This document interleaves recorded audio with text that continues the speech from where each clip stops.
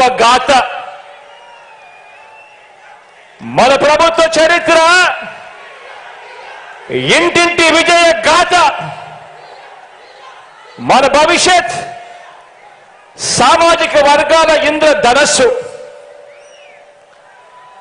మనది వయసుతో పాటు మనసు, భవిష్యత్తు ఉన్న పార్టీ మనది. మనది గడిచిన 56 నెలల్లో, మనది గడిచిన 56 నెలల పాలనలో అన్ని రంగాల్లోనూ చిత్తశుద్ధితో సంక్షేమము, అభివృద్ధి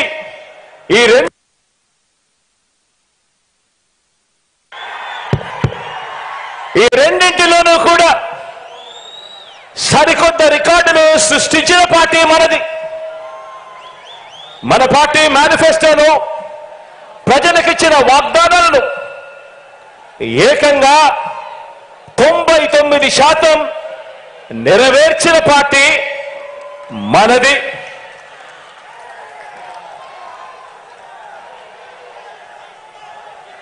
ఇవాళ నేను గర్వంగా కూడా చెప్తా ఉన్నా, మీ బిడ్డగా చెప్తా ఉన్నాను, మీ అన్నగా చెప్తా ఉన్నాను, మీ తమ్ముడిగా చెప్తా ఉన్నాను, గర్వంగా కూడా చెప్తా ఉన్నాను. మోసాన్ని నమ్ముకోలేదు, అబద్ధాన్ని నమ్ముకోలేదు మీ బిడ్డ. మనం చేసిన మంచిని, ఇంటింటికి చేసిన అభివృద్ధిని నమ్ముకొని ఈరోజు ప్రజల దగ్గరికి మళ్ళీ వెళ్తా ఉన్నాడు మీ బిడ్డ అని కూడా గర్వంగా ఈ సందర్భంగా చెప్తా ఉన్నా. మనది పేదరికము, అసమానతల సంఖ్యలను, పేదరికము, అసమానతల సంఖ్యలను బద్దలు కొట్టి ప్రతి పేద కుటుంబానికి మంచి చేస్తూ 21వ శతాబ్దంలోకి ఆ పేదలందరినీ కూడా నడిపిస్తా ఉన్న మనసున్న బాధ్యత గల ప్రభుత్వం మనది అని చెప్పడానికి కూడా ఈ సందర్భంగా గర్వపడతా ఉన్నా. మీరే చూడండి, ఇంటింటికి వెళ్ళి కొన్ని విషయాలు ప్రతి పేద కుటుంబానికి వివరించండి. 75 రోజుల్లో ఎన్నికల యుద్ధం ఆలోచన చేయమని అడుగుతా ఉన్నా. ప్రతి ఒక్కరి భుజస్కంధాల మీద కూడా బాధ్యత పెడతా ఉన్నాను. ఇంటింటికి వెళ్ళి కొన్ని విషయాలు ప్రతి పేద కుటుంబానికి వివరించాలి. మరో 70 రోజుల్లోనే ఎన్నికలు. ఈ యుద్ధం అబద్ధానికి, నిజానికి మధ్య ఈ యుద్ధం జరుగుతా ఉంది. మోసానికి, విశ్వసనీయతకు మధ్య ఈ యుద్ధం జరుగుతా ఉంది. ఈ ప్రతి విషయము కూడా ప్రతి ఇంట్లో కూడా వెళ్ళి చెప్పాలి. మీరే చూడండి, 650 వాగ్దానాలు చంద్రబాబు నాయుడు గారి 2014 మేనిఫెస్టోలో ఆయన ఇచ్చింది. అందులో 10% కూడా అమలు చేయని ఆ చంద్రబాబు ఒకవైపున ఉన్నాడు అని చెప్పి ఆ ప్రతి ఇంటికి వెళ్ళి చెప్పండి.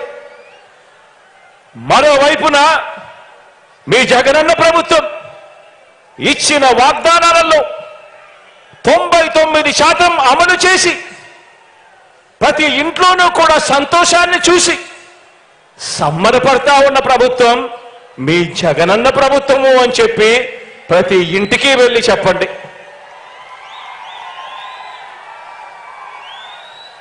మరో విషయం కూడా మీరంతా కూడా గమనించమని కోరుతా ఉన్నా.